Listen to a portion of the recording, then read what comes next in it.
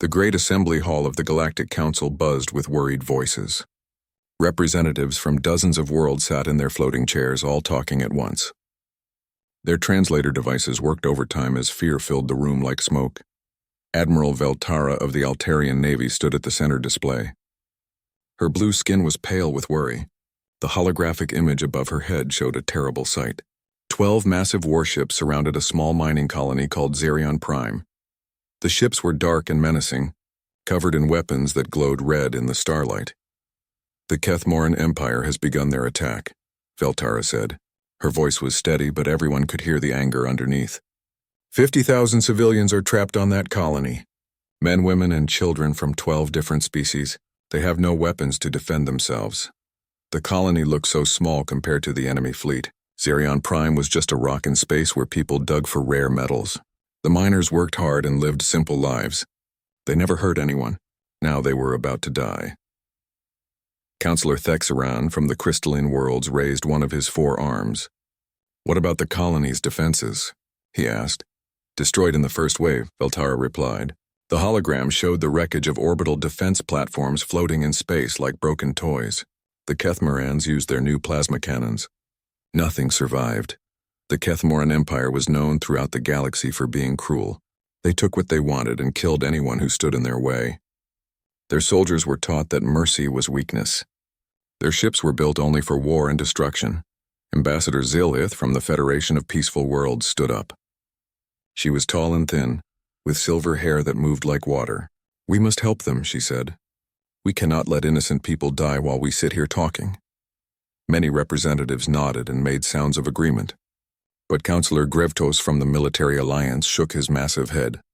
"The rules are clear," he rumbled in his deep voice. "We need a formal declaration of war before any military action. It takes 72 hours of debate." 72 hours?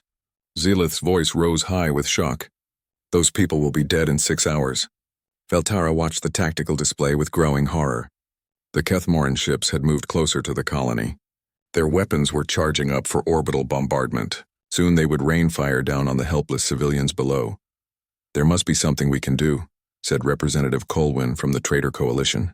His tentacles writhed with anxiety. "Some emergency protocol?" Grevtos shook his head again. "The last time we acted without proper debate, we started a war that lasted 50 years. The rules exist for good reasons." Meanwhile, far from the council chambers, something else was happening. In a quiet part of space near the Zerion system, a human patrol ship was doing its normal rounds. The ship was called the Indomitable, and it looked small compared to most galactic vessels. Captain Sarah Chen sat in her command chair, reading reports from her crew. She was a woman in her 40s with short black hair and calm brown eyes. She had served in the Human Defense Force for 20 years. Her crew respected her because she was smart, brave, and always put their safety first. "Captain," called Lieutenant Torres from the communication station, "I'm picking up a distress signal from the Zerion system." Chen looked up from her reports. "Put it through." The message was full of static and fear. A voice speaking in broken galactic standard begged for help. "This is Zerion Prime. Under attack. Kethmoran ships. Please help us. They're killing everyone." The bridge went quiet. Every human on the ship knew what the Kethmoran Empire was like. They had heard the stories of burned worlds and murdered civilians. "Get me a tactical reading," Chen ordered. Commander Williams, her second-in-command, worked at his station. 12 Kethmoran heavy cruisers surrounding the colony. Each ship has enough firepower to level a city. The colony has no defenses left. Chen stared at the data on her screen. The Indomitable was just one ship with a crew of 200. The enemy had 12 ships with thousands of soldiers. Any military advisor would call it suicide to get involved. "What's our position?" she asked. "We could reach Zerion Prime in 3 hours if we push the engines hard," Williams replied. "And the Galactic Council?" "They're in emergency session. No decision expected for at least 3 days." Chen closed her eyes for a moment. She thought about the 50,000 people on that colony. She thought about children hiding in their homes while death fell from the sky. She thought about the oath she had taken when she joined the Defense Force, to protect innocent life wherever it was threatened. "All hands, this is the captain," she announced over the ship's speakers. "We have received a distress call from Zerion Prime. 50,000 civilians are under attack by Kethmoran forces. We are the only ship in range to help them. She paused, letting her words sink in. I won't lie to you. We're outnumbered 12-1. The smart thing would be to stay away and let someone else handle it. But those people don't have time for someone else. They need help now. Another pause. This is a volunteer mission. Anyone who wants to leave can take a shuttle to the nearest station. I won't think less of you. But if you stay, we're going to war. Chen waited for responses from her crew. She expected at least some people to ask for transfers. The Kethmorans were famous for not taking prisoners. Instead, William stood up and saluted. The crew is with you, Captain. All of us. Chen felt a warm feeling in her chest. These were good people. They knew the risks, but they couldn't turn their backs on innocent civilians. Very well, she said. Set course for Xerion Prime, maximum speed, and send a message to Earth Command. Tell them what we're doing. As the Indomitable turned toward the distant battle, Chen looked at her crew. They were young men and women from Earth, trained in the best military traditions. They came from different countries and backgrounds, but they shared the same values. They believed that right mattered more than might. The ship jumped to hyperspace with a flash of light. Behind them, the Galactic Council continued to debate while civilians died. Ahead of them waited an enemy that had never lost a battle. But Captain Chen and her crew were not worried about odds or statistics. They were humans, and humans had a long history of standing up to bullies. They had learned through centuries of war and peace that sometimes one person doing the right thing could change everything. The Indomitable raced through hyperspace toward a battle that would shock the galaxy. None of the great powers knew what was coming. They were about to learn what happened when humans decided to fight. The Kethmoran fleet moved like hungry sharks around Xerion Prime. Admiral Grixtar stood on the bridge of his flagship, the Bone Crusher. He was a massive creature with thick gray skin and small red eyes. Scars covered his face from countless battles. He had never lost a fight in 30 years of war. Begin the bombardment, he ordered in his rough voice. Turn that rock into dust. His weapons officer, a smaller Kethmoran with nervous hands, looked up from his controls. Sir, there are still civilians on the surface. Thousands of them. Grixtar's eyes grew colder. Good. Fear spreads faster than fire. When other colonies hear what happened here, they will surrender without fighting. The weapons charged up with a low humming sound. Red energy gathered at the tips of the plasma cannons. Soon they would rain death on the helpless people below. On Xerion Prime, families huddled in their homes. The colony's emergency sirens wailed across the settlement. Children cried while their parents held them tight. Everyone knew what was coming. The Kethmorans never showed mercy. Suddenly, every sensor on every ship began to scream warnings. Space itself seemed to twist and bend near the colony. A bright flash lit up the darkness. What was that? Grixtar demanded. His sensor operator stared at his screen in confusion. Sir, something just dropped out of hyperspace. Right between us and the colony. The flash faded and a new ship appeared. It was much smaller than the Kethmoran vessels. The hull was dark gray with blue markings. It looked clean and well-maintained, but not very threatening. Identification? Grixtar asked. The ship is broadcasting as the UHSF Indomitable. Registration shows it's from Earth. Earth? Grixtar laughed, a sound like rocks grinding together. Those weak little humans? What do they think they can do? Every ship in the area received the same message on all communication channels. A calm female voice spoke in perfect galactic standard. This is Captain Sarah Chen of the Human Defense Force. You are attacking innocent civilians. Cease your assault immediately and withdraw from this system. Grixtar laughed harder. His whole bridge crew joined in. The idea of humans threatening the mighty Kethmoran Empire was the funniest thing they had heard in years. Humans, Grixtar said to his crew, are barely out of their caves. They have no real weapons, no shields worth mentioning, and no experience fighting real warriors. They are insects pretending to be dragons. The galactic powers watching from a safe distance were just as surprised. Admiral Veltara stared at her tactical display in shock. A human ship had appeared in the middle of a war zone. Humans were new to space travel. Most species thought of them as curious but harmless. What are they doing? Whispered Ambassador Zillith. Getting themselves killed. Counselor Grevtos replied sadly. On the Indomitable, Captain Chen stood calmly on her bridge.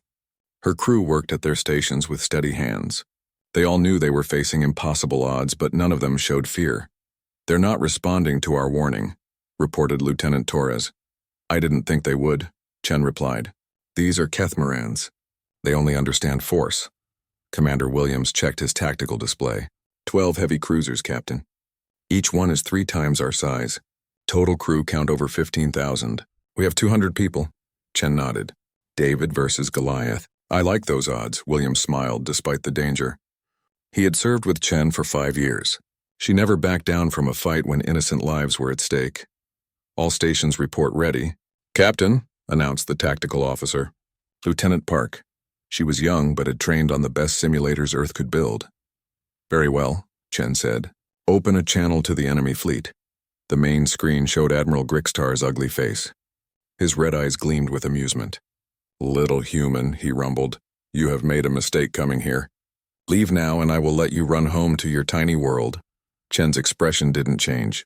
I gave you one warning. You ignored it. Now you face the consequences. Grixtar's laugh echoed across space. You think one small ship can fight my entire fleet? I have more weapons on my flagship than your whole species has ever built.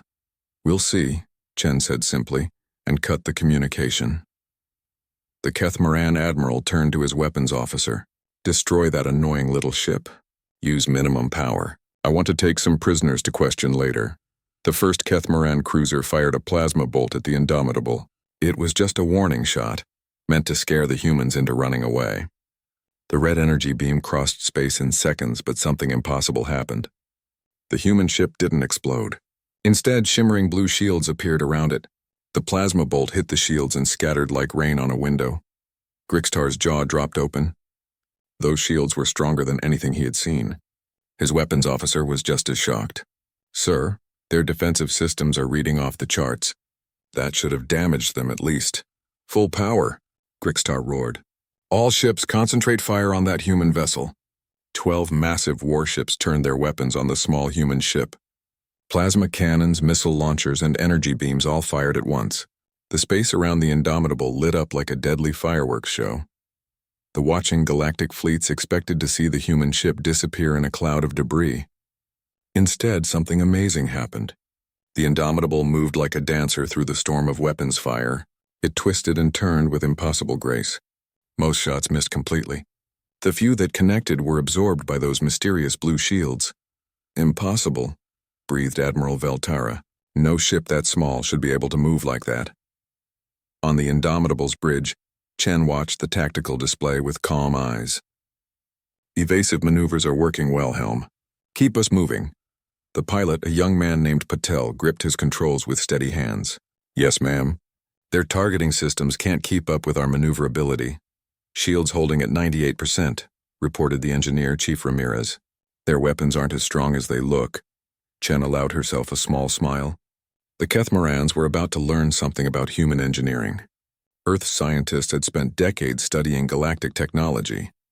They had found ways to make it better, smaller, and more efficient. While other species built bigger and bigger ships, humans had learned to build smarter ones. The Indomitable looked small, but every system on board was centuries ahead of anything the galaxy had seen. Captain, Lieutenant Park called from Tactical, I have firing solutions on all enemy vessels. Very good. Prepare to return fire. The Kethmarans had stopped shooting. They stared in confusion at the human ship that should have been destroyed. Grixtar's red eyes burned with rage and fear. What kind of witchcraft is this? He demanded. He was about to find out. The humans were done playing defense. Now they would show the galaxy what happened when Earth went to war. Captain Chen stood perfectly still on her bridge as chaos erupted around the Indomitable. 12 enemy warships continued their desperate attack, but their weapons seemed useless against the human vessel's defenses. Weapon status? She asked calmly. Lieutenant Park's fingers danced over her tactical controls. All systems green, Captain. Railguns loaded and ready. Quantum torpedoes armed. The hammer is standing by. Chen nodded. Her crew had trained for this moment for years. Every simulation, every drill, every late-night study session had prepared them for real combat. Now they would find out if human technology was as good as their scientists claimed. Target the lead cruiser, Chen ordered. Single railgun shot. Let's see what they're made of. Admiral Grixtar watched from his flagship as the small human ship finally responded to their attacks. A tiny port opened on the Indomitable's hull. Something shot out faster than the eye could see. The projectile was just a piece of metal no bigger than a man's fist, but it moved at almost the speed of light. When it hit the Kethmaran cruiser Skullbreaker, the results were devastating. The metal slug punched through the enemy ship's shields like they weren't there. It tore through the thick armor plating as if it was paper. The projectile went completely through the ship and out the other side, leaving a perfectly round hole. Emergency lights flashed on the Skullbreaker as atmosphere rushed out into space. The crew ran to seal the breach, but the damage was already done. Critical systems had been destroyed. The mighty warship was dead in space. Impossible, Grixtar whispered. His red eyes went wide with shock. Our shields should have stopped that. His weapons officer checked his readings 3 times before speaking. Sir, that projectile was moving at 97% light speed. No known weapon can achieve that velocity. On the watching galactic fleet, Admiral Veltara gripped her command chair with trembling hands. She had seen many battles in her long career, but nothing like this. A single shot from the human ship had crippled a heavy cruiser that could level a city. Get me a reading on that weapon, she ordered her science officer. Admiral, I'm not getting any energy signatures. No plasma buildup, no particle charging. It appears to be a purely kinetic weapon. Kinetic? Veltara was confused. You mean they just threw something really hard? Yes, ma'am, but they threw it at near light speed.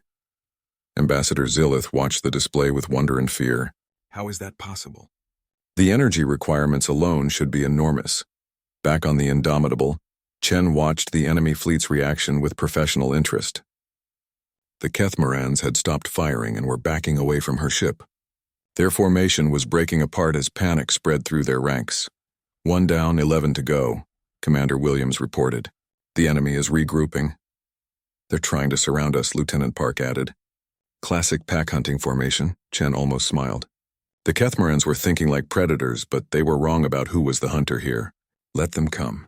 Helm, take us into the middle of their formation. Pilot Patel looked back with concern. Captain, that will put us in range of all their weapons at once. Exactly, Chen replied. They can't use their heavy weapons if they might hit each other, and we work better at close range. The Indomitable accelerated toward the enemy fleet like a missile. The remaining 11 Kethmaran ships tried to adjust their positions, but the human vessel was too fast and agile. It slipped between 2 cruisers before they could react. Grixtar screamed orders at his fleet. Surround them. Use your secondary weapons. Don't let them escape. The space around the human ship filled with energy beams and small missiles. But the Indomitable moved like it was alive. It rolled and twisted through the attacks with impossible grace. Its pilot seemed to know where every shot would be before it was fired. How are they doing that? Demanded the captain of the cruiser Death's Edge. Their ship is moving like it weighs nothing. Unknown to the enemy, the Indomitable had something no other ship in the galaxy possessed: an internal gravity control system. The crew felt perfectly normal even as their ship performed maneuvers that should have crushed them against the walls. Target the ship on our port side, Chen ordered. Quantum torpedo, full yield. Park pressed a button and a strange blue light shot from the Indomitable. The torpedo looked small and harmless, but when it hit the cruiser Bone Ripper, something amazing happened. The torpedo passed right through the enemy's shields, as if they didn't exist. It struck the hull and disappeared inside the ship. For a moment, nothing happened. Then the entire cruiser began to glow with blue light. What's happening to them? Williams asked. Quantum phase disruption, Park explained. The torpedo shifted the molecular structure of their hull. Their ship is coming apart at the atomic level. The Bone Ripper simply fell apart. Its hull plates separated and drifted away. The crew escaped in emergency pods, but the massive warship was gone without an explosion. Admiral Veltara watched 2 more impossible things happen in quick succession. First, the human ship fired something that ignored shields completely. Second, it destroyed a heavy cruiser without causing a single casualty among the crew. They're surgically removing the enemy ships, she whispered. They could have killed everyone on board, but they chose not to. Counselor Grevtos was equally amazed. I've never seen weapons like these. How advanced are the humans? The answer came as the battle continued. The Kethmaran fleet tried everything they knew. They used plasma nets to trap the human ship, but it cut through them like they were made of smoke. They fired gravity mines to slow it down, but the Indomitable's engines seemed immune to gravitational effects. Every attack failed. Every strategy was countered before it could work. The human ship fought with a precision that seemed almost supernatural. Captain, Park called out, the enemy flagship is charging some kind of massive weapon. Chen looked at the tactical display. Grickstar's ship was gathering enormous amounts of energy. Whatever he was planning would be powerful enough to destroy a moon. Time to end this, Chen decided. Prepare the hammer. Her crew exchanged glances. They had never used the hammer in combat before. It was their most powerful weapon, but also the most dangerous. Are you sure, Captain? Williams asked quietly. Chen nodded. They've had their chance to surrender. Now they face the consequences of their choices. The Indomitable turned toward the enemy flagship. Deep in the ship's core, ancient human technology came to life. The hammer wasn't just a weapon. It was a tool that could reshape space itself. Grickstar saw the human ship approaching and laughed with desperate courage. Come then, little humans. Face the might of the Kethmoran Empire. He was about to learn that some things in the universe were more dangerous than they appeared. The humans were about to show him why Earth had survived wars, plagues, and disasters for millions of years. They were about to show him what happened when a species that had mastered both war and peace decided to fight. Admiral Grickstar stood on his bridge like an angry god of war. His massive hands gripped the command rail so hard the metal bent under his fingers. The humans had destroyed 2 of his ships without breaking a sweat. Now they were coming straight at him. Full power to the main cannon, he roared. I want enough energy to crack a planet. His weapons officer's claws clicked nervously on his controls. Sir, charging the Nova cannon will take 3 minutes. The human ship will be in close range before we can fire. Then we ram them. Grickstar's red eyes blazed with fury. Set collision course. If we die, we take them with us. The massive flagship Bonecrusher turned toward the approaching human vessel. Its engines roared to full power, pushing the enormous ship forward like a battering ram. The other Kethmoran ships followed their admiral's example, abandoning tactics for pure rage. On the watching galactic ships, Admiral Veltara gripped her chair in horror. They're going to ram the human vessel. 9 ships against 1. The humans don't stand a chance. But Captain Chen watched the enemy charge with calm eyes. She had expected this. Desperate enemies always tried to ram when their weapons failed. It was a last resort born of fear and pride. Helm, prepare for evasive action, she ordered quietly. Pilot Patel's hands moved over his controls with practiced skill. Ready, Captain. But they're coming from all directions. There's nowhere to run. Who said anything about running? Chen replied. Activate internal gravity manipulation. Set condition for 3-dimensional combat. The crew strapped themselves into their harnesses as red lights flashed throughout the ship. The Indomitable's most amazing feature was about to be revealed to the galaxy. As the enemy ships closed in, something impossible happened. The human vessel began to spin on multiple axes at once. It rolled like a ball while moving forward, then flipped end over end while spinning sideways. The ship moved in ways that should have turned the crew into jelly. But inside the Indomitable, everything felt perfectly normal. The artificial gravity adjusted constantly, keeping the crew comfortable no matter how the ship moved. They could fight at full efficiency, while their vessel performed impossible acrobatics. What are they doing? Gasped the captain of the cruiser Bloodfang as the human ship danced between his charging vessels. The Indomitable slipped through gaps that seemed too small for anything to pass through. It spiraled around enemy ships, always staying just out of reach. The Kethmoran ramming attack failed completely as their targets simply weren't where they expected them to be. Grickstar watched in growing terror as his ships crashed into each other instead of the human vessel. 2 cruisers collided head-on, their hulls crumpling like paper. Another ship missed its turn and slammed into an asteroid. Impossible, he screamed. Ships don't move like that. It violates every law of physics. On the Indomitable's bridge, Chen watched the chaos with professional satisfaction. Target the enemy flagship, she ordered. Prepare the hammer. Chief Engineer Ramirez worked at his station with careful hands. The hammer was humanity's most closely guarded secret. It used principles of space-time manipulation that the galaxy had never seen. Gravitational field generators online, he reported. Space-time matrix stable. The hammer is ready to fire. Chen looked at the enemy flagship one last time. Admiral Grickstar had chosen his path when he attacked innocent civilians. Now he would face the consequences. Fire the hammer. The weapon activated silently. No beam of energy shot out. No missile launched. Instead, space itself began to change around the enemy flagship. Grickstar felt a strange pulling sensation in his stomach. The stars outside his bridge windows started to stretch and bend. His ship's hull groaned as invisible forces pressed against it from all directions. "What's happening?" he demanded, but his crew had no answers. The hammer worked by creating a localized gravity well. It compressed space-time around the target, making the ship too heavy to move.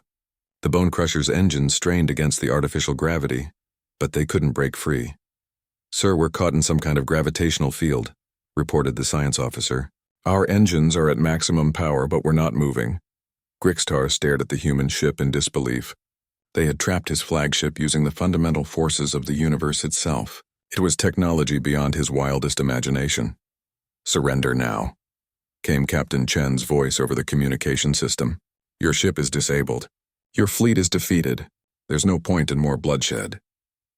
For the first time in his life, Admiral Grixtar felt real fear. These humans weren't just technologically superior. They fought with the intelligence and precision that made his own warriors look like children playing with toys. "Admiral," his tactical officer called out, "the remaining ships are requesting orders." Grixtar looked around his bridge. His proud fleet was in ruins. Half his ships were destroyed or damaged beyond repair. The others floated helplessly, afraid to attack an enemy they couldn't understand. But his pride wouldn't let him surrender. He was a Kethmoran warrior. Death was better than defeat. "Send a message to all ships," he growled. "Fight to the last warrior. Show these humans what the Empire is made of." The remaining enemy vessels opened fire with everything they had. Energy beams and missiles filled space in a desperate final attack. But their weapons couldn't penetrate the human ship's defenses. Chen watched the display with sadness rather than anger. She understood Grixtar's choice even if she disagreed with it. Some enemies would rather die than accept that they had been wrong. "Target their weapon systems only," she ordered. "Disable them without destroying the ships." The Indomitable's railguns spoke again and again. Each shot was perfectly aimed to knock out enemy weapons without causing casualties. The human crew worked with surgical precision, removing the enemy's ability to fight while keeping their crews alive. One by one, the Kethmoran ships fell silent. Their weapons were gone, their engines disabled, but their life support systems remained intact. The proud enemy fleet floated helplessly in space. Admiral Veltara and the other galactic observers watched in stunned silence. A single human ship had defeated 12 enemy vessels without killing a single person. It was the most incredible display of military skill any of them had ever seen. "Get me a communication link to that human captain," Veltara ordered. "I need to speak with her immediately." But first, there was still work to be done. The battle was over, but the real test was just beginning. The galaxy was about to learn what humans did after they won a fight. The silence after the battle was deafening. 12 proud Kethmoran warships floated motionless in space, their weapons destroyed but their crews alive. The small human vessel hung among them like a shepherd watching over dangerous wolves that had been tamed. Captain Chen stood on her bridge, looking at the tactical display with tired eyes. The fight was over, but her work was just beginning. 50,000 civilians on Zerion Prime were still in danger from fires, damaged life support systems, and panic. "Lieutenant Torres, open a channel to the colony," she ordered. A frightened voice crackled through the speakers. "This is Colony Administrator Walsh. Who is this? Are we safe? This is Captain Chen of the Human Defense Force. The enemy fleet has been neutralized. We're sending down rescue shuttles immediately." "Humans?" Walsh's voice was filled with disbelief. "But you're just one ship. How did you—" "Questions later," Chen interrupted gently. "How many people need medical attention?" "Hundreds. The bombardment damaged our medical center. We have wounded people everywhere." Chen looked at Commander Williams. "Deploy all shuttles. Emergency medical protocols. I want our best doctors down there in 10 minutes. Williams nodded and hurried to carry out her orders. The Indomitable might be a warship, but it was also equipped for humanitarian missions. Every human military vessel carried advanced medical equipment and trained rescue teams. Admiral Veltara watched from her flagship as small shuttles launched from the human ship. She had been trying to contact Captain Chen for an hour, but the humans were too busy helping the colonists to answer diplomatic calls. "Admiral," her communications officer reported, "the human captain is finally responding to our hail." Chen's image appeared on the main screen. She looked tired but determined. Her uniform was neat despite the battle she had just fought. "Admiral Veltara," Chen said with a respectful nod. "I apologize for the delay. We've been busy with rescue operations. Captain Chen, Veltara replied. I represent the Galactic Council. We need to discuss what happened here today. Of course. But first, would you like to help with the rescue efforts? We have more injured people than we can handle alone. Veltara was surprised by the request. Most species would demand recognition and rewards after such a victory. The humans were asking for help to save lives. We'll send our medical ships immediately, she promised. Down on Zarian Prime, human medics worked alongside alien doctors to save lives. Chief Medical Officer Dr. Sarah Kim had trained for this kind of emergency her entire career. She moved from patient to patient with calm efficiency. This child has a broken leg, she told her alien counterpart, a tall blue-skinned doctor from the Altarian Navy. Can you handle the bone setting while I check on the burn victims? The Altarian doctor nodded, amazed by the human's skill and compassion. He had heard that humans were primitive, but this woman knew techniques he had never seen. In the colony's main square, Lieutenant Park directed rescue operations with military precision. Human soldiers worked side by side with grateful civilians, clearing rubble and searching for survivors. How many people are we evacuating? Asked a young crystalline refugee. All of you, Park replied. No one gets left behind. The refugee stared at her in wonder. But we're not your people. We're not even human. Park smiled and continued working. Doesn't matter. Your people, and people help people. Meanwhile, aboard the disabled Kethmoran flagship, Admiral Grixtar sat in his ruined command center. His ship was dead in space, his career was over, and his pride was in ashes. He expected the humans to board his vessel any moment to take him prisoner. Instead, he received an unexpected message from Captain Chen. Admiral Grixtar, this is Captain Chen. Your ship has life support problems. We're sending repair teams to help. Grixtar stared at the communication screen in confusion. You want to help us? We just tried to kill you. Your crew doesn't deserve to die because their leader made bad choices, Chen replied simply. Accept our help or don't. The choice is yours.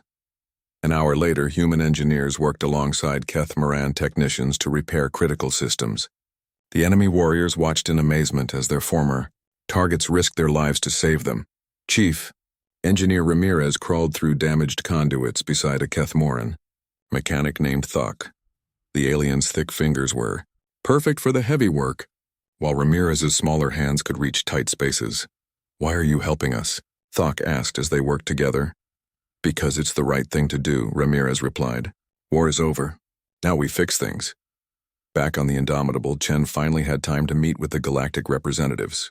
Admiral Veltara, Ambassador Zelith, and several other important figures gathered in the ship's small conference room. Captain Chen, Veltara began. What we witnessed today changes everything. Your technology, your tactics, your abilities, they're far beyond what we believed possible. Chen poured coffee for her guests, noting their surprised expressions when they tasted the earth beverage. We've had good teachers, she said simply. Teachers? Asked Ambassador Xylith. War taught us about destruction. Peace taught us about building. History taught us about consequences. We learned that the greatest strength isn't the power to destroy, but the wisdom to know when not to use it. Counselor Grevtos leaned forward.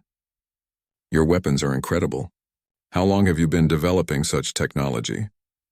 Centuries, Chen replied. But not for conquest. For protection. Every human weapon is designed with one goal, to end fights quickly with minimum casualties. And your ship's maneuvers? No vessel should be able to move like that, Chen smiled. We learned from watching birds, fish, and dancers. Nature taught us that grace is more powerful than brute force. Admiral Veltara studied the human captain carefully. Captain, I must ask directly. What does Earth want from the galaxy?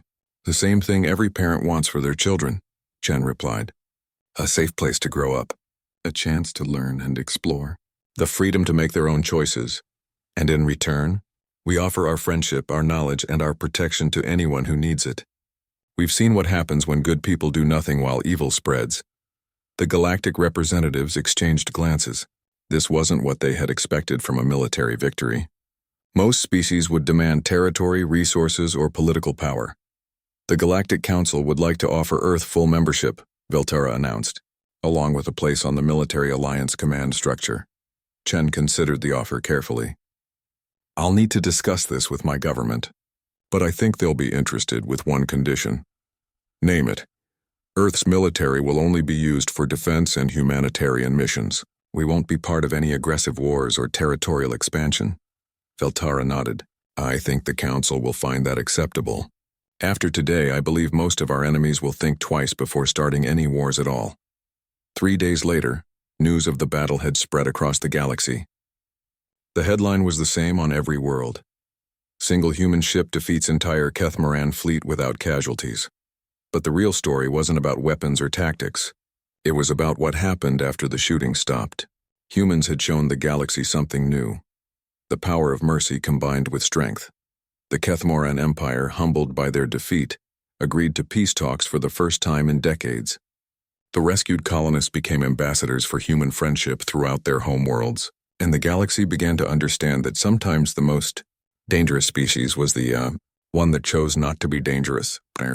Chen stood on her bridge as the Indomitable prepared to depart Zerion Prime. The colony was safe. The wounded were healed, and the galaxy was a little bit more peaceful than it had been a week ago. Set course for Earth, she ordered. Time to go home. As her ship jumped to hyperspace, Chen thought about the future. Humanity was no longer alone in the universe.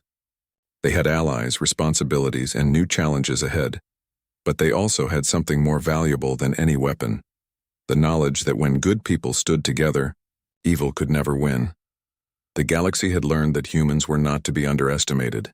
More importantly, they had learned that humans were not to be feared. In a universe full of predators and prey, Earth had shown everyone a third option, being the protector.